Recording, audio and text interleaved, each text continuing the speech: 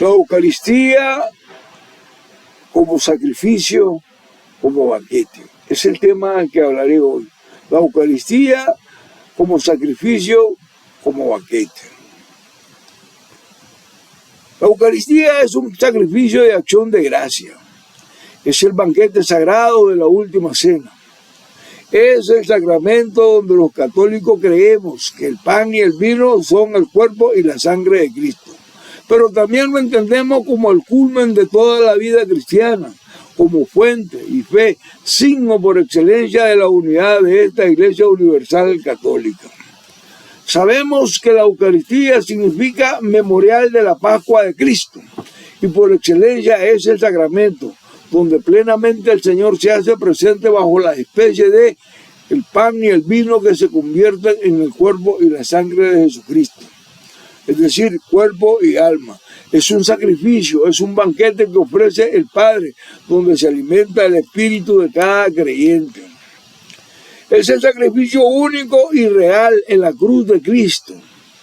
Es un acto de acción de gracia donde Cristo se hace presente y se actualiza de forma incruenta y que la Iglesia conmemora para obtener el perdón de los pecados. En la Eucaristía, la Iglesia se une al sacrificio de Cristo ofreciendo la vida de los fieles por la obra salvadora de Dios en Cristo.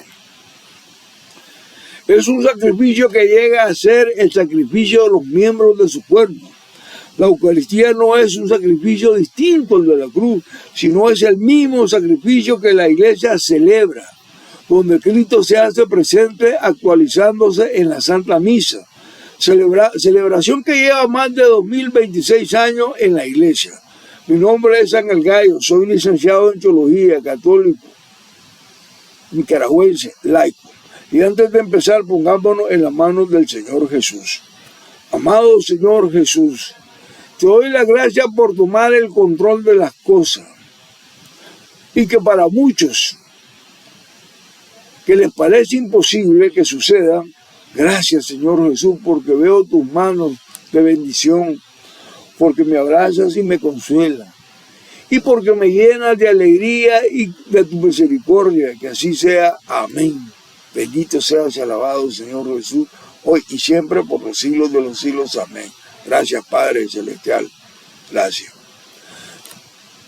La Eucaristía es el sacramento presente en la liturgia de la Iglesia Católica. Es decir, todo Cristo en cuerpo, sangre, alma y divinidad. Es un sacrificio redentor en la plenitud del misterio pascual de su pasión, muerte y resurrección. Sabemos que es la presencia activa donde Cristo se hace presente con el dinamismo de su amor salvador.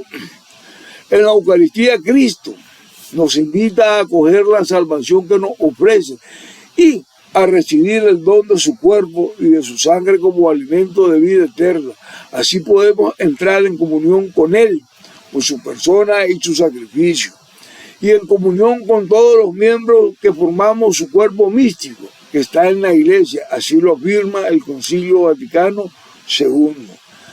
Cristo en la última cena, la noche en que fue entregado, instituyó el sacrificio eucarístico de su cuerpo y de su sangre, para perpetuarse por los siglos hasta su regreso, hasta su venida, que a través del sacrificio de la cruz, Cristo ha confiado a su esposa amada, la Iglesia Universal Católica. Este memorial de su muerte y resurrección, sacramento de piedad, signo de unidad, banquete pascual y vínculo del amor de Dios hacia ti y hacia mí. El que recibe este sacramento, el de su cuerpo y el de su sangre, su alma se llena de gracia. Las Escrituras nombran este sacramento de diversas maneras, tanto por la tradición de la Iglesia como la misma Escritura o escritos paganos. Es el sacramento esencial augustísimo de la Iglesia, en donde expresa su inconmensurable riqueza, pero que no se agota todo su sentido. ¿Cuáles son esos nombres que se les dan? Primero, recordemos el origen del rito. Eucaristía, fracción del pan, memorial de la pasión, muerte y resurrección del Señor, cena del Señor. B. Otros subrayan el carácter sacrificial de la Eucaristía. Santo sacrificio, sacrificio de la Santa Misa, sacramento del altar, hostia, víctima inmolada. C. Otros intentan expresar la realidad de la presencia de Cristo bajo las especies consagradas, sacramento del cuerpo y de la sangre de Cristo, pan del cielo, Juan 6, 32, 35, Juan 6, 51, 52. Sacrificio, santísimo sacramento, porque contiene al santo de los santos, a la misma santidad de Dios encarnado. B. Otros hacen referencia a los efectos causados por la Eucaristía en cada fiel y en toda la iglesia. Pan de vida, pan de los hijos, cáliz de salvación, viático, para que no desfallezcamos en el camino a casa. Comunión con este último nombre se indica que mediante la Eucaristía nos unimos a Cristo y a todos los miembros de su cuerpo místico. Comunión personal con Jesucristo, comunión eclesial con Jesucristo. Ahora, entre todos estos nombres que acabamos de mencionar, el término Eucaristía es el que ha prevalecido más en la Iglesia, hasta ser la expresión común con la que se elige la acción litúrgica de la Iglesia, que celebra el memorial del Señor como sacramento del cuerpo, sangre de Cristo. En Oriente, esta celebración eucarística, a partir del siglo X, es nombrada como Santa y Divina Liturgia. Es importante reconocer que en el orden de los sacramentos, en la Iglesia, la Eucaristía y el amor de la Santísima Trinidad a los hombres están de primero. Cristo Eucaristía hace que nazcan todas las gracias para la humanidad. La Eucaristía es el sacramento por excelencia, porque contiene todo el bien espiritual de la Iglesia, es decir, a Cristo mismo, que es nuestra Pascua, pan vivo, que por su carne vivificada y vivificante, el Espíritu Santo da la vida a los hombres y a los demás sacramentos. La Eucaristía posee una virtud santificadora que proviene de Cristo, donde Él se hace verdaderamente presente y realmente, sustancialmente, la misma persona de Cristo, el Hijo encarnado y glorificado del Padre eterno. Sepan que con esa presencia salvífica de su amor redentor hace que los hombres puedan entrar en comunión con Él, vivan por Él y en Él. Juan 6, 56 al 57. La Eucaristía constituye la cumbre en la que convergen los demás sacramentos, todos en orden al crecimiento espiritual de cada creyente de toda la Iglesia. En este sentido, el Concilio Vaticano II afirma que la Eucaristía es fuente y cima de la vida cristiana, siendo el centro de toda la vida en la Iglesia. Todos los demás sacramentos y todas las obras de la Iglesia se ordenan a la Eucaristía, porque el fin es llevar a los fieles a la unión y comunión con Cristo presente en este sacramento. Catecismo numeral 1324. Cristo es la fuente a través de la cual la vida divina llega a la humanidad. Y aún siendo el fin, porque es la Eucaristía, porque en la Eucaristía giran todos los demás sacramentos y se ordenan. La Eucaristía no sustituye a ninguno de ellos, ni al bautismo, ni a la confirmación, ni a la penitencia, ni a la unción de los enfermos, ni al sacramento del orden como el sacramento del matrimonio. Y otra cosa, su consagración solo la puede realizar un ministro ordenado, ungido por las manos de un obispo.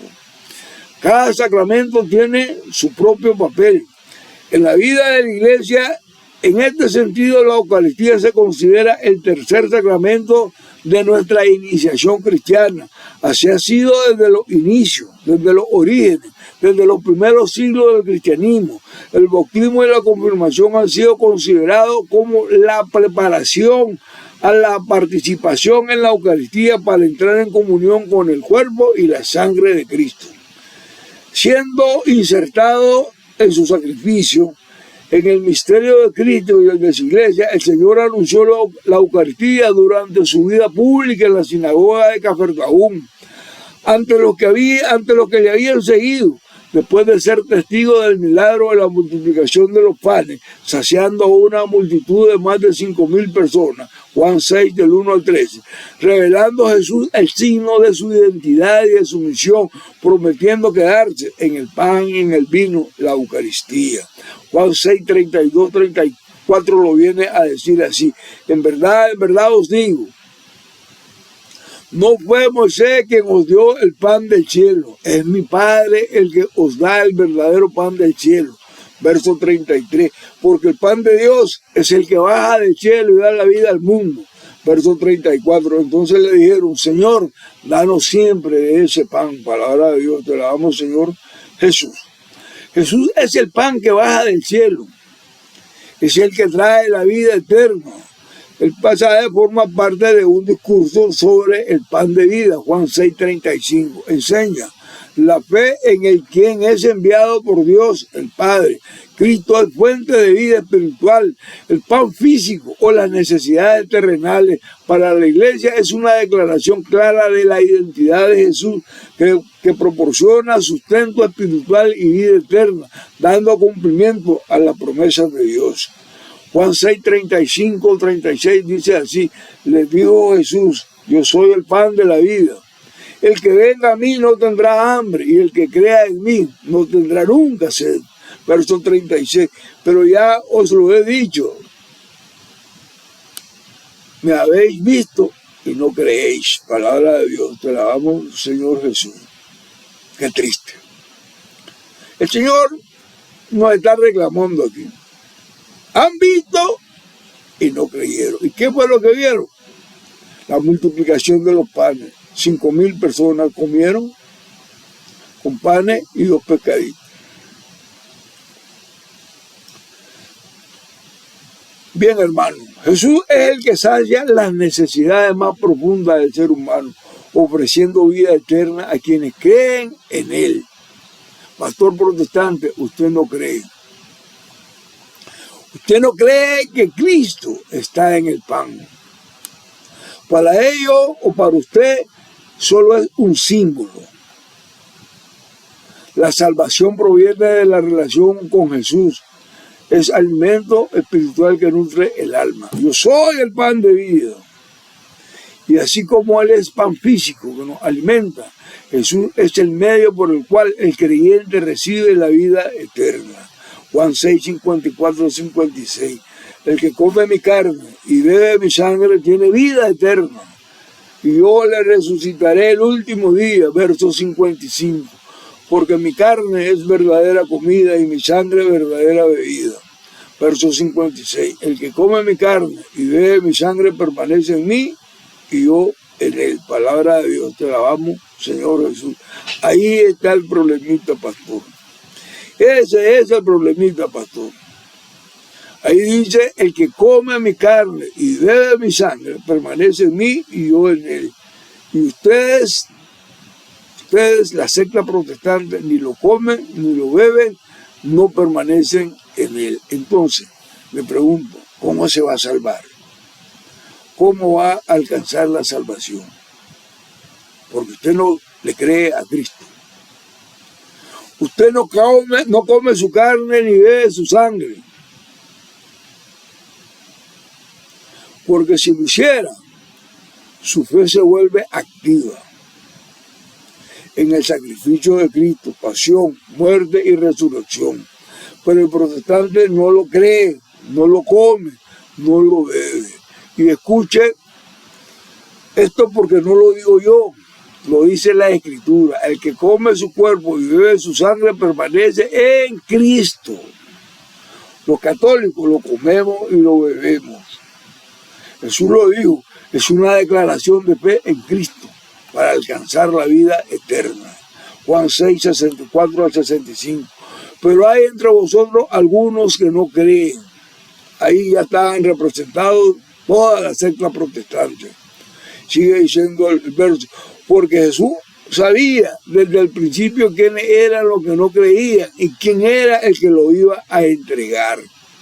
verso 65, y decía: por esto os he dicho que nadie puede venir a mí si no lo concede el Padre. Palabra de Dios, te la damos, Señor Jesús. Miren, hay que poner la mirada de fe en Jesús. ¿Para qué? Para alcanzar la gracia divina. Jesús aborda la incredulidad de algunos discípulos y subraya la necesidad de la gracia para obtener o para entender la enseñanza de la Eucaristía.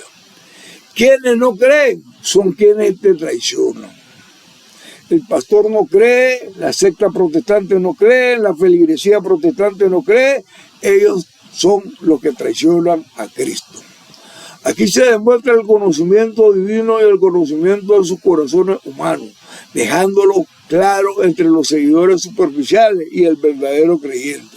Ahora, el protestante piensa así: escuchen, basta que lo creas y serás salvo. Sepan que los pastores protestantes omiten la necesidad de la gracia. Hacen insuficiente. Cuando dice basta que lo creas y serás salvo, están haciendo insuficiente. Y lo digo bien claro, hacen insuficiente el sacrificio de la cruz de Cristo. Porque no tengo que pasar por ahí, solo tengo que creer y ya soy salvo. Lo hacen insuficiente. Pero la Escritura dice: nadie puede venir a mí si no se lo concede mi Padre. Juan 6:65. La fe no es solo un esfuerzo humano.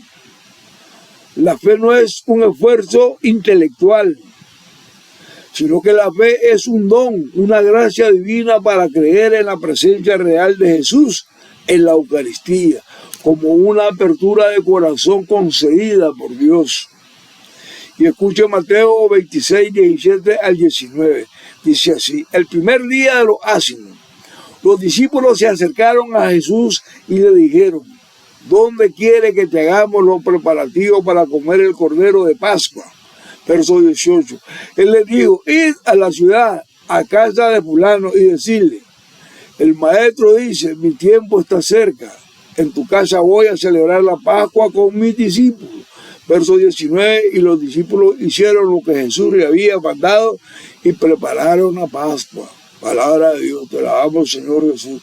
Los evangelios sinópticos y las cartas de Pablo han transmitido este relato de la institución de la Eucaristía. Así que no hay donde estarse perdiendo. Solo usted, pastor, que se vuelve ciego cuando sus intereses no están ahí. Cuando sus intereses no lo apuntan a ustedes. Y escuche Mateo 26, 29, dice así: tomad, comed, este es mi cuerpo. Verso 27, tomó luego una copa y dada las gracias se la dio diciendo: bebed de ella todos. Verso 28, porque esta es mi sangre de la alianza que es derramada por muchos para perdón de los pecados. Verso 29, y os digo que desde ahora no beberé de este producto de la vida hasta el día aquel en que lo beba con vosotros, nuevo en el reino de mi Padre. Palabra de Dios, te alabamos, Señor Jesús. Cristo celebró la última cena en el contexto de la Pascua judía. Pero la cena del Señor posee una novedad. En ella hay una nueva novedad. En el centro de la cena no se encuentra el cordero de la antigua Pascua. No se encuentra el cordero de la antigua Pascua, sino es Cristo mismo. Su cuerpo es entregado, ofrecido en sacrificio al Padre, en favor de los hombres, y su sangre derramada por muchos para el perdón de los pecados. Cristo, más que celebrar la antigua Pascua, Él anticipó el sacramento, lo anunció y lo realizó, dejando el mandato explícito de la nueva Pascua. Haced esto en conmemoración mía. Lucas 22, 19, 1 Corintios 11, del verso 24 al 25. Miren, hermanitos católicos, la evidencia es clara al señalar la institución de la última cena. Esto, pastor, le guste a usted o no le guste, no es mi problema. Es un mandato que pide ser realizado con el pan y con el vino como presencia real de su cuerpo y de su sangre. De su cuerpo, porque es entregado. De su sangre, porque es derramada. Es un sacrificio para el perdón de nuestros pecados. Pero ¿quiénes pueden celebrar el sacramento de la Eucaristía?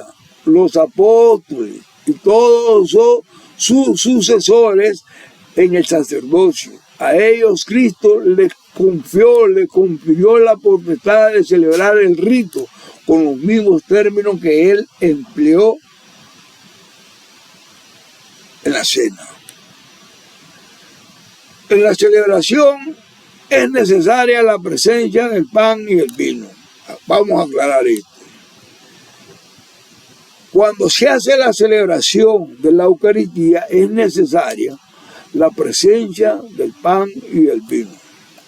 Además, es necesaria la plegaria y acción de gracia y de bendición, la consagración de los dones del cuerpo y la sangre del Señor por un sacerdote debidamente ordenado por un obispo, la distribución de la comunión del cuerpo y del cáliz, la pantena, corporales, purificador, palia y ornamento sagrado, alba, estola, casulla. Porque la misa consta de liturgia de la palabra y liturgia eucarística. Dos pasos. De este modo, Cristo ordenó a los apóstoles y a sus sucesores que celebraran un nuevo memorial que sustituía la antigua Pascua. Este memorial no solo ayuda a recordar al creyente el amor redentor de Cristo, a sus palabras y a sus gestos durante la última cena. Además, como sacramento de la nueva ley, presenta la realidad de nuestra Pascua, 1 Corintios 5:7, y a su sacrificio redentor. La Iglesia Católica, obediente al mandato del Señor, celebró enseguida la Eucaristía en Jerusalén, Hechos 2, 42, 48, en Troade, Hechos 20, del 7 al 11, en Corinto, 1 Corintios 10, 14 al 21 y 1 Corintios 11, del 20 al 34. Y en todos los lugares donde iba llegando el cristianismo, se celebraba el primer día de la semana, es decir, el domingo, día de la resurrección de Jesús. Los cristianos se reunían el domingo para partir el pan, Hechos 27. Desde entonces hasta nuestros días, es decir, hasta el día de hoy, la celebración de la Eucaristía se ha perpetuado por más de 21 siglos en la historia de la humanidad. Y en la historia de la Iglesia Católica. De suerte la encontramos por todas partes del mundo, porque es una celebración universal. Y está en esta Iglesia Católica con la misma estructura que Cristo la celebró. Catecismo numeral 1343. Vean, la Iglesia fiel al mandato de Cristo, siendo guiada por el Espíritu de la verdad, Juan 6:13, celebra el rito de la Eucaristía realizado por Cristo en la última cena con los mismos elementos esenciales, pan, vino. No pueden ser otros. No pueden ser otros que aquellos que el Señor ordenó en la cena de Él mismo. Primero, la asamblea de los discípulos de Cristo por él convocada y reunida en torno a él. ¿Ya? Cristo y todos sus discípulos. Y segundo, la actualización del nuevo memorial o rito. Ahora, desde el inicio de la vida de la iglesia, la asamblea que celebra la Eucaristía se manifiesta jerárquicamente estructurada por el obispo o por un presbítero que preside sacerdotalmente la celebración y actúa in persona Christi, es decir, Cristo en persona, por el diácono o por otros ministros y por los fieles unidos por el vínculo de la fe y el bautismo. Todos los miembros de esta asamblea están llamados a participar conscientemente y activamente en la liturgia eucarística, cada uno según su modo propio, el sacerdote como celebrante, el diácono, los lectores, los que presentan la ofrenda, el ministro de la comunión y el pueblo entero cuyo amén manifiesta su real participación. Catecismo numeral 1348 de la Iglesia Católica. De ahí que cada uno deberá cumplir el propio ministerio, sin que haya confusión entre el sacerdocio ministerial y el sacerdocio común de los fieles, y el ministerio del diaconado y de otro posible ministro. El papel del sacerdocio ministerial en la celebración es el principal. Solo el sacerdote válidamente ordenado puede consagrar el pan y el vino. Lo repito, solo el sacerdote válidamente ordenado por la imposición de manos de un obispo puede consagrar el pan y el vino, pronunciando in persona Cristo, es decir, en persona Cristo, es decir, en la identificación específica sacramental con el sumo y eterno sacerdote Jesucristo. Las palabras de la consagración, Catecismo de la Iglesia Católica, numeral 1369, por otra parte, ninguna comunidad está en la capacidad para celebrar por sí sola el ministerio ordenado. Este es un don que se recibe a través de la sucesión episcopal que se remonta a los apóstoles. Es el obispo quien establece un nuevo presbítero o sacerdote mediante el sacramento del orden, otorgándole el poder de consagrar el cuerpo y la sangre de Cristo, pan y vino. La iglesia desde los orígenes la celebra en dos grandes momentos que forman un solo culto: la liturgia de la palabra, que comprende la proclamación, acogida y escucha, acogida de la palabra de Dios. Segundo, la liturgia eucarística comprende la presentación del pan y del vino, la anáfora o plegaria eucarística con las palabras de la consagración y la comunión. Estas dos partes principales están delimitadas por los ritos introducción y conclusión. Catecismo de la Iglesia Católica, numeral 1349 y 1355. Nadie puede quitar o añadir a su antojo nada. Nadie puede quitar o añadir a su antojo nada de lo que ha sido establecido por la Iglesia en la liturgia de la Santa Misa. Vamos a concluir ya. Los elementos esenciales y necesarios para constituir el signo sacramental de la Eucaristía son: por una parte, el pan de harina de trigo sin levadura y el vino puro fermentado hecho de uvas. Y por otro lado, las palabras consagratorias que el sacerdote celebrante pronuncia in persona a Cristo en el contexto de la plegaria eucarística.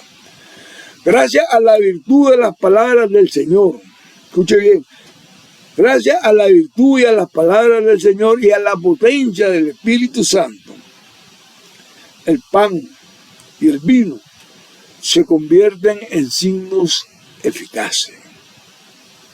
El pan y el vino se convierten en signos eficaces, con plenitud ontológica y no solo de significado, de la presencia real del cuerpo entregado y de la sangre derramada de Cristo, es decir, de su persona y de su sacrificio de amor redentor a la humanidad. Gracias y que el Señor les bendiga. Alabado sea el Señor Jesús. Les recuerdo, no se olviden de suscribirse en este canal católico dándole link y dándole clic a la campanita. por favor, pongan sus sugerencias, que son de ayuda para nuestro crecimiento. Y si desean algún tema que quieren que yo aborde, solo pidan, poniendo sus sugerencias en el mismo video, hagan clic. Y dicen ahí qué tema les gustaría escuchar. Y tengan la seguridad que lo estaré haciendo en los próximos videos. Que yo estaré subiendo y que estaré llevando a través de mi canal católico, Iglesia y Apologética. Ay de mí, si no evangelizo Ángel Gallo. Gracias y adiós. Hasta el nuevo video.